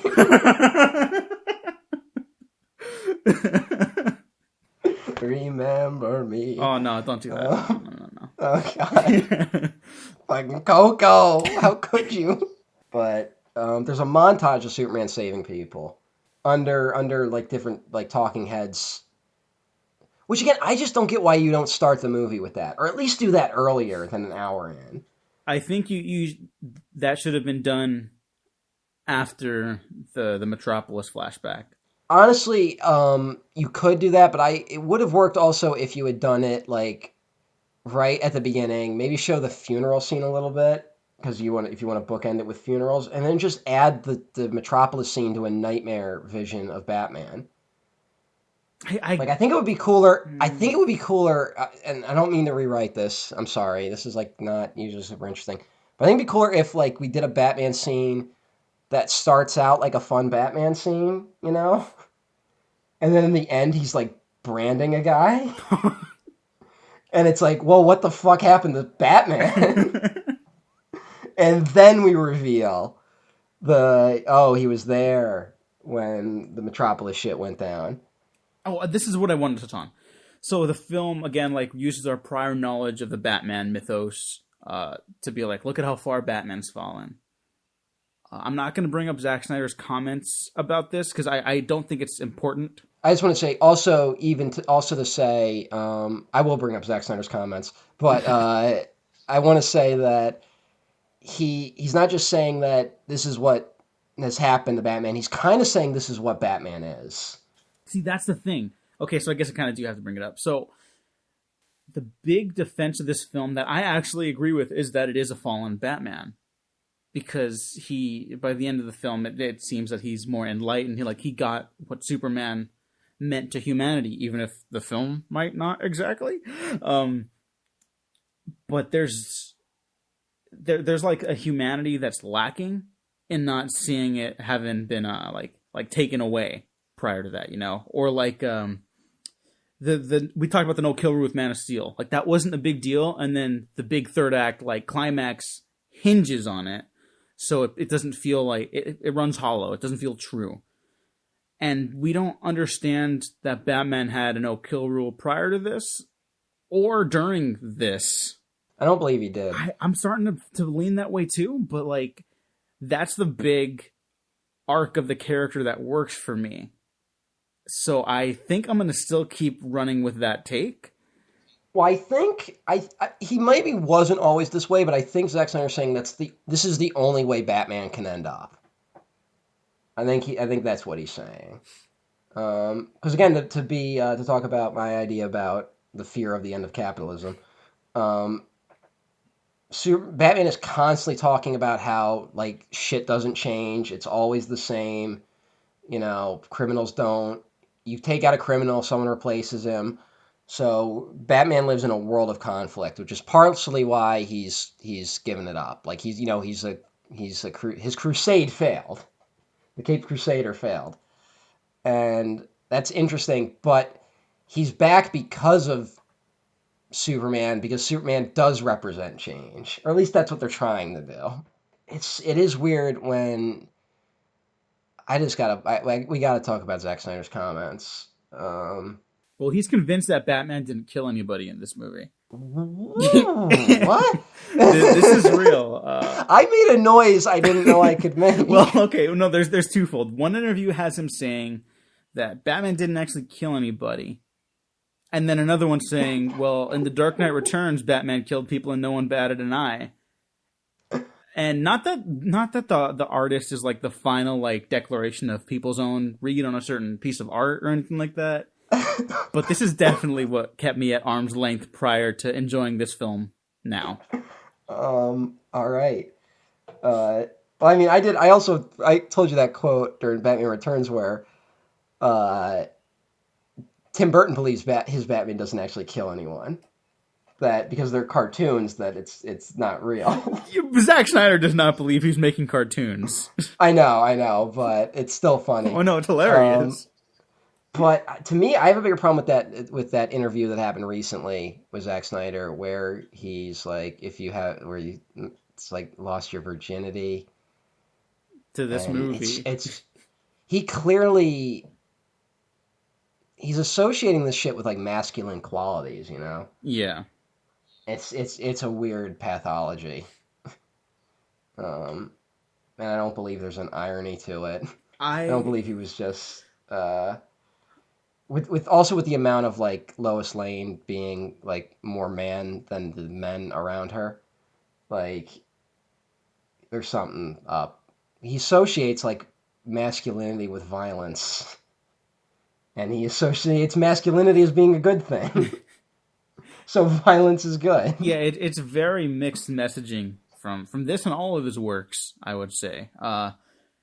And so that's where my reads on him and his films like really kind of flounder, you know? Like even you, I think you were texting me before you rewatched this because you were getting like you were seeing a lot more like at least interesting criticism about the film and what it means and stuff like that. But then you just watch it in action or you hear him talk about it. It's kind of hard to not be like, well, maybe that's not what he's trying to do. Because sometimes he'll straight up say that's not what he was trying to do. I would argue we are having a very interesting conversation right now. I also would. From a movie I did not enjoy and will not revisit. So, you know, there's stuff in this movie. It's just not a well-made movie. I know that's like a boring take. You know, to just go like, it's not made very well. But it's just not made very well. And I wish it was better, because I think there's a lot to this, but again, there's like what else can we really talk about? I really love the ending to this. Again, its ending hinges on something that is all right. Well, what do unearned. you mean? What do you mean ending? The funeral. Because we're brushing over the final hour of this film, which has the Batman and Superman finally fighting, and then Batman and Superman teaming up to take down Lex Luthor, and then Doomsday, and then the death of Superman. It's so much. And then the epilogue. Okay. You know what? So I'm glad you brought this back up, because we got to talk about the elephant So what in the room. ending? All right. Really quick before that, Save Martha. Did that work for you this time? Oh, it doesn't work at all, but it's got to be a joke, right? Here's the thing. I like the idea of Batman finding the humanity in an enemy that he saw none in prior. Yeah, I get all that. Yeah. Fuck that. But that's got to be a joke. There's don't no think other so. way that was meant to be serious. You know what? He's got to be I don't know to what end it's a joke, but it only plays as funny. You know what? It kind of worked for me. After he hits him over the head with a sink. Oh no, he throws literally everything in the kitchen sink at him, but yeah, like that's a joke. It's a comedy beat.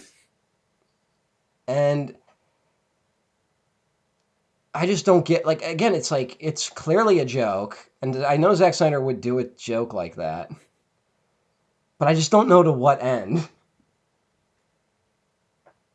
Maybe. And again, I be... totally get the idea that they would bond over, like, a family thing, like, because Batman's, like, I get that would stop Batman. Honestly, what makes it funnier is that fucking Affleck sells the shit out of it. Oh, he's so good in this. He got fucked Like, over so hard by these movies. Cavill's kind of like, Martha! That's a little weird, because he's trying to be a dying Superman, and they just don't know how to do it.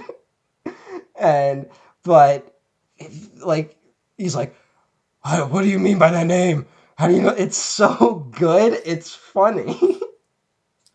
Oh, God, it's so sad. Affleck was so good in this movie. It's tragic what happened.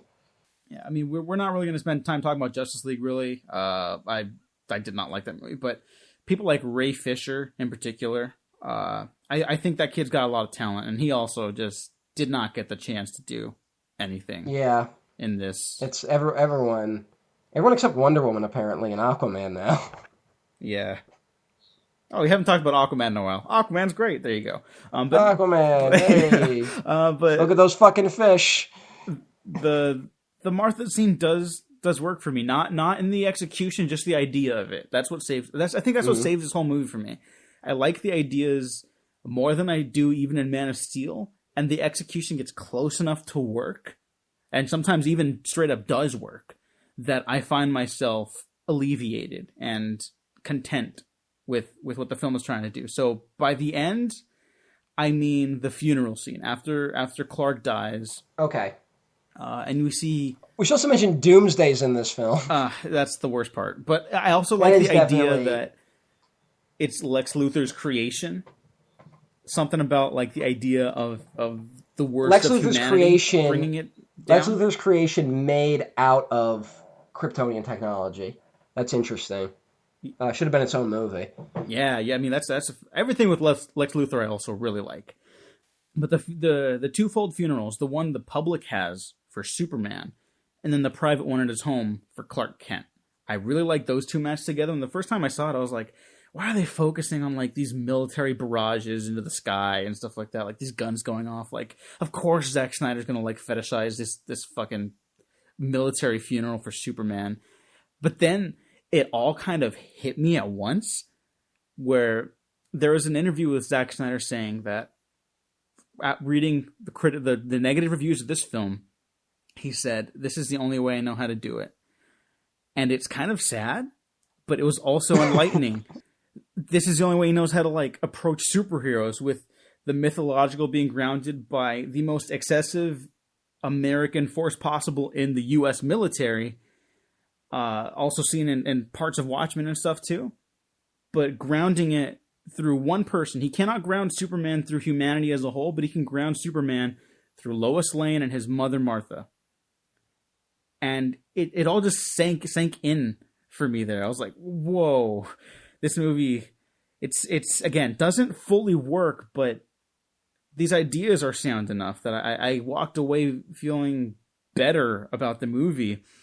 And the idea that Superman's death, like what he fought for, I don't know, but whatever it was, it inspired people like Wonder Woman, who was also in this, and Batman, who had There are so many. We didn't even mention that Jodie Foster's in this or whatever. Jodie Foster, what the fuck? Helen Hunt. Oh, is that Helen Hunt? Oh, Helen Hunt. Is that who that is? Holly Hunter. Holly Hunter. Thank you. And Jeremy Irons. Oh, great Alfred. My biggest regret, now that I look back, but there really just wasn't enough to talk about, is that I didn't get to say Scoot McNairy like 30 times. Oh, yeah. He dies after like 5 minutes of screen time. Wow, that subplot was really worth it. But that ending's really touching to me. That these people learn to have faith again, not in systems or even like symbols, but in people. I think that's an awesome message to leave a movie as cynical and nihilistic as this to end on. And then that little bit of touch, like a half second before they cut to black, where the dirt starts to rise in Superman's grave. Does not track for the next film, but I don't care. I don't care about Justice League, so that's okay. And that I find myself being a fan of Batman vs. Superman in 2019. Good for you. Thank you. I'll never watch it again. Not trying to convince you. This is just for me. Yeah. I would like it to go away. No, I wouldn't, but... Boys! Bruce Wayne meets Clark Kent. I love it. I love bringing people together. How are we? Lex? Hi, hello. Lex, it is a pleasure. Ow! Wow, that is a good grip. You should not pick a fight with this person.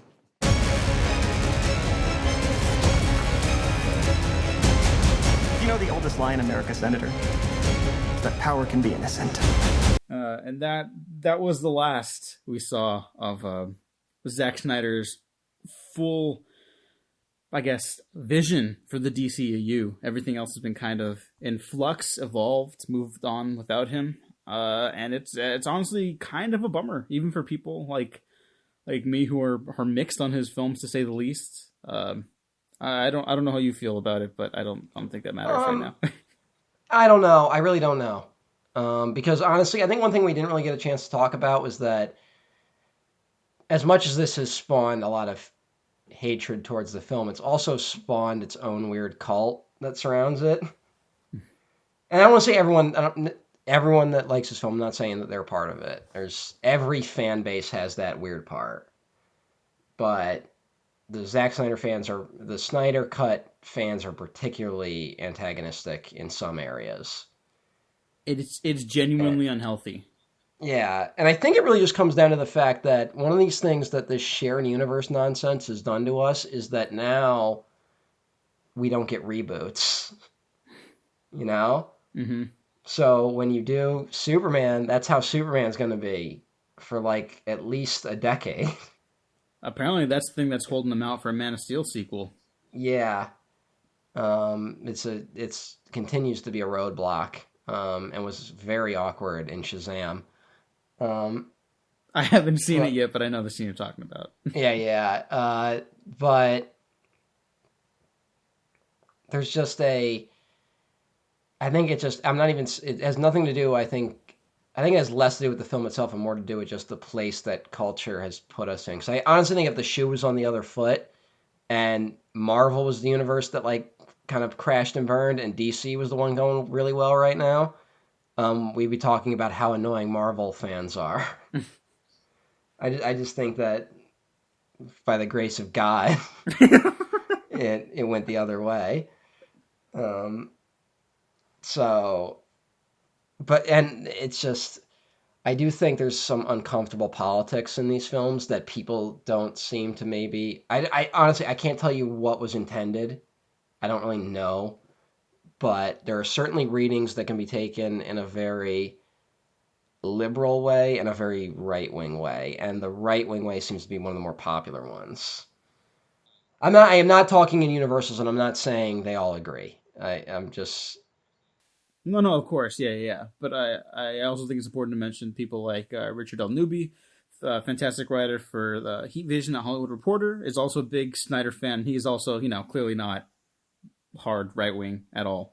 Oh yeah. No, some of the biggest people that love this that I know are like hardcore lefties. Yeah. Or Jillian Miles, friend of ours, who sent us a fascinating graphic we'll get into. More indecipherable than Bob Dylan's poetry. Hey, look at that. Yeah, okay. Yeah, there it is. So I can't make heads or tails of this, but what I think was this was, to be clear, Zack Snyder's supposed plan. 5-movie plan. Let's wind the clock back 1 second. Which is that Zack Snyder was working on Justice League. The script was finished by the release date of BVS, and they were going to shoot like a month away, right? Like, and then BVS comes out and just fucking gets the shit kicked out of it critically. And Warner Bros. Executives panicked to the point of inviting like some of their harshest nerd critics to the set. You remember that? Oh god, yeah. The sign of good faith. Like, look, it's more fun. Yeah, look, hey, it's going to be a fun movie, blah, blah, blah. And that was like already when you're like, yep, it's doomed. And tragically, Zack Snyder left the project because of the suicide of his daughter, which is just heartbreaking. Yeah. Yeah, my heart goes out to him. And he didn't really get a chance to finish it, and Joss Whedon was brought on to finish it. There's more to it than that, but that's basically what happened.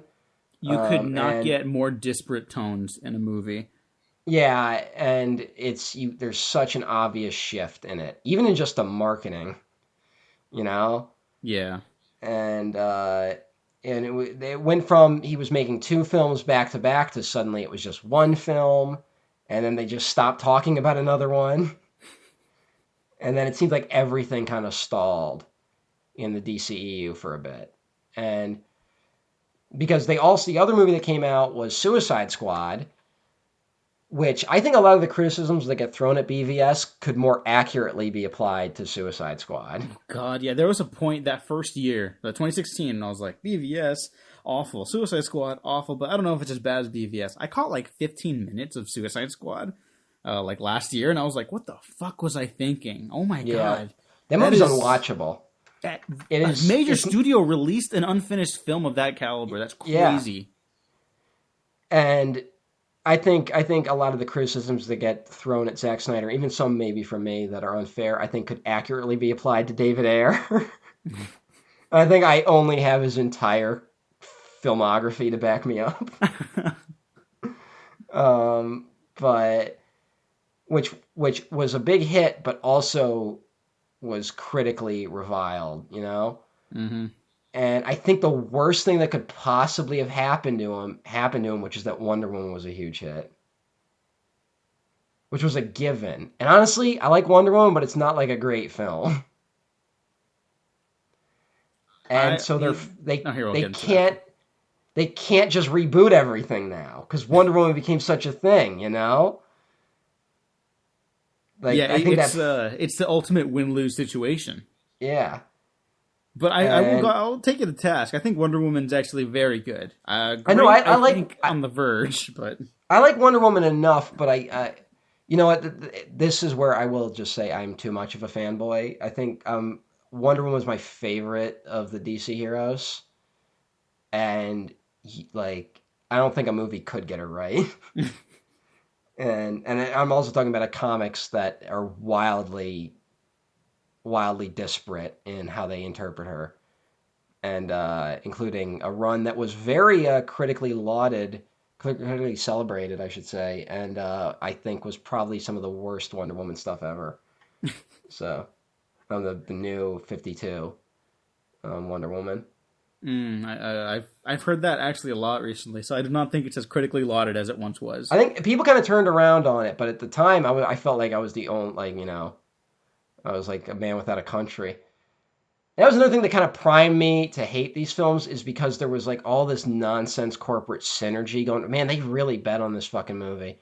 Yeah. Because they rebooted the entire DC comic book universe, which was kind of like it was a signal for me to grow up a little. Because I suddenly realized that, oh, these are products that someone owns and is selling to me. Because it killed me reading comics because I hated the New 52 reboot. And it was done at the behest of kind of helping to prime this cinematic universe they were doing. Because suddenly they rebooted the Justice League with Cyborg as a member, you know? Yeah. And, what a mistake. Back to that graphic really quick, though, before we start winding down a little bit. It is basically like a Rosetta Stone.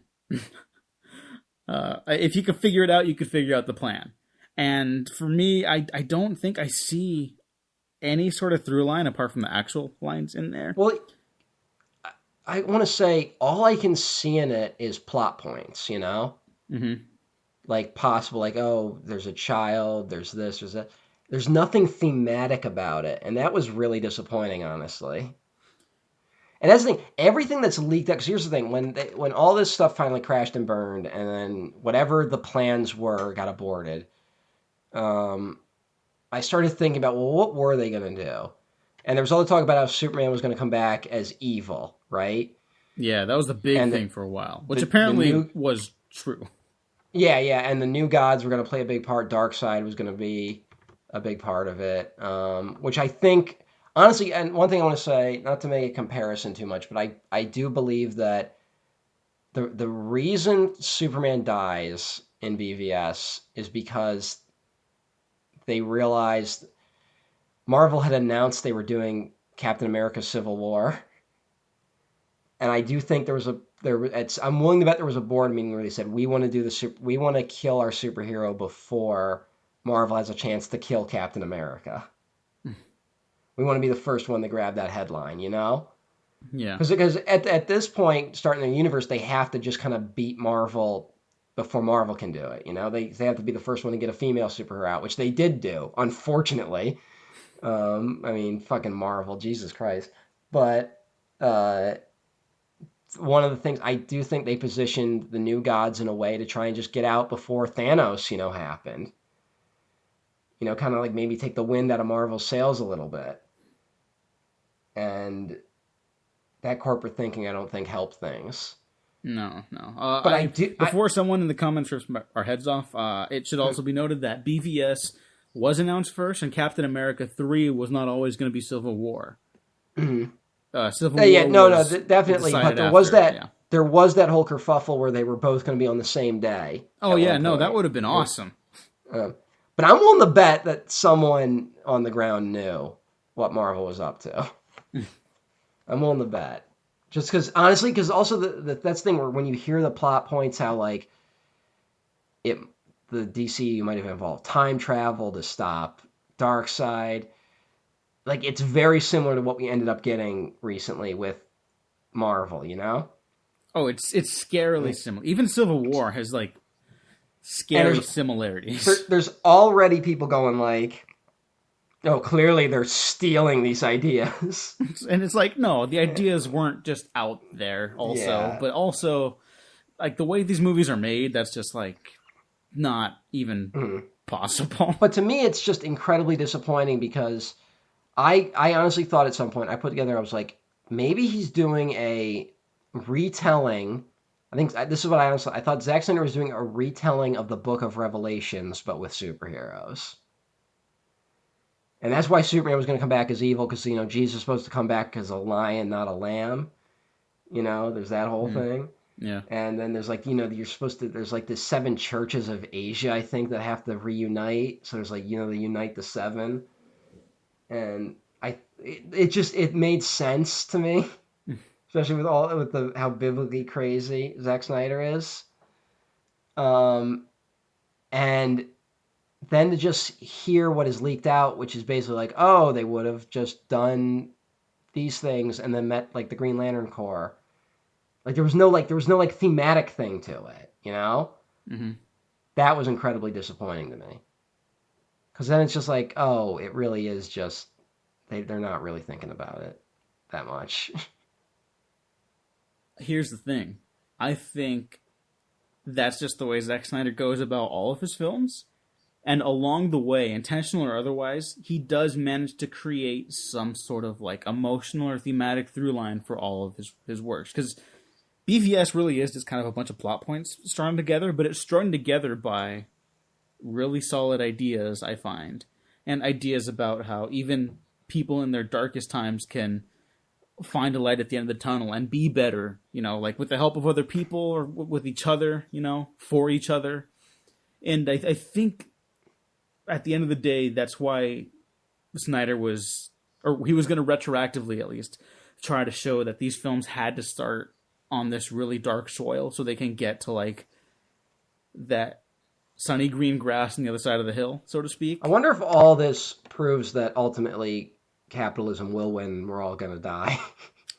You know what? Given that this actually never happened, it could go either way. Man, things aren't good. Yeah. Things are just so bad. What I do want to end on is that the DCEU has restructured. Superman is alive, technically, but really we're not going to see another Superman movie for a long time. Batman is getting worked on by Matt Reeves, and it will take place in the 90s. Wonder Woman is still going That's strong. already a Once I heard that, I know they're fucked. That Batman's taking place in the 90s? Yeah, it's fucked. I like Matt Reeves. I like Matt Reeves, but that movie's fucked. They didn't learn anything. We'll see. We'll see. Things persevere. Things go on for better and for worse. And I think there's just some niceness to that. Can Batman take place in the 90s? Oh, I don't know. I wish they'd stop putting them in real lifetime periods is all. Yeah. Well, Wonder Woman makes more sense, but like you could do historic adventures with Wonder Woman. That'd be cool. But like the DC universe doesn't take place on Earth. Yeah. But I don't know. Even after everything, I still find myself feeling really good about this Batman retrospective, even after this mess of a recording and movie. I don't know. It feels good right now. I feel very good about this. Sure. There it is. Okay. I'm sorry. I'm not a happy camper. Not even because of the movie. It's just life in general. No, yeah, of course. But like, I'm trying not to talk about that right now. I'm trying to listen. Trying to end this on an optimistic listen, note. Virgins, wake the fuck up. You're gonna go to war. That son of a bitch brought the war to us. You know you can't win this. It's suicide. The greatest gladiator match in the history of the world. Son of Krypton versus Bat of Gotham. You're psychotic. That is a 3-syllable word for any thought too big for little minds. Matt, thank you for joining me. I know this was difficult initially. Where would the people find you? I'm at EmperorOTN at twitter.com, YouTube, and on Patreon. And you can find me at twitter.com/TheDiegoCrespo. Check out the rest of the Waffle Press on YouTube, SoundCloud, iTunes. Don't forget to check out the Patreon, where you can help us make the show sound even better, and we can do it more regularly, hopefully. Check out everything down below as well. There's other links to things we probably mentioned, and that picture. I believe the picture that was foreshadowing the events of the rest of the Justice League arc was also all proceeds went to suicide prevention. If that link is still up, I'll put it down below too. So thank you everyone for listening. Thanks for watching. Like and subscribe if you didn't like this. Like and subscribe anyways, because you might find something you do like. We have been professionally unprofessional. If man won't kill God, the devil will do it. What have you done?